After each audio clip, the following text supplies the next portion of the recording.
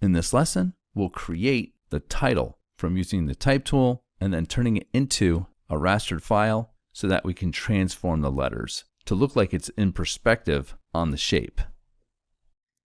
Let's get the Move tool and do a Command T to transform. Press the Option to make the word bigger and then press Return. If we analyze what's happening here on the title, the P and the L are very large. The E, the A, and the R are smaller. They look like the same size as the top of the P. We also have the word going back in perspective, so it looks like it's laying on the shape. Let's do a Command H to hide the guide. Let's select the Type tool and click on the font color and select the red that's on the girl's gown, and then click OK. Color-wise, the word Pearl looks a lot better now. Let's open up the character panel and let's bring the tracking a little closer.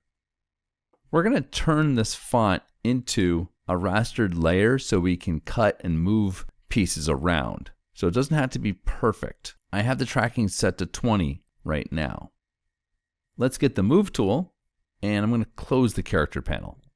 I'm going to duplicate the Pearl layer. I'm going to do a right click on it and duplicate it.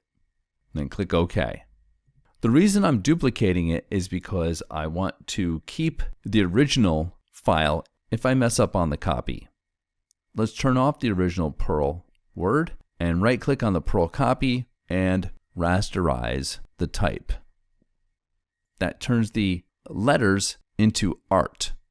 Let's bring the word Pearl down to the bottom and let's turn on the dark layer.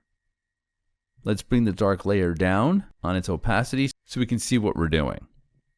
Select the Pearl copy layer, do a Command T to transform, and press the Command button and you can move the corners individually.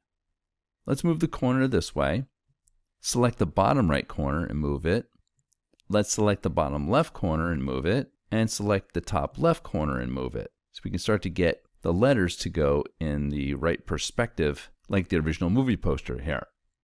Keep playing around with those corners until you get what you like. When you're all done, press Return. Turn the rest of the layers on to see what it looks like so far. This lesson will continue in the next video.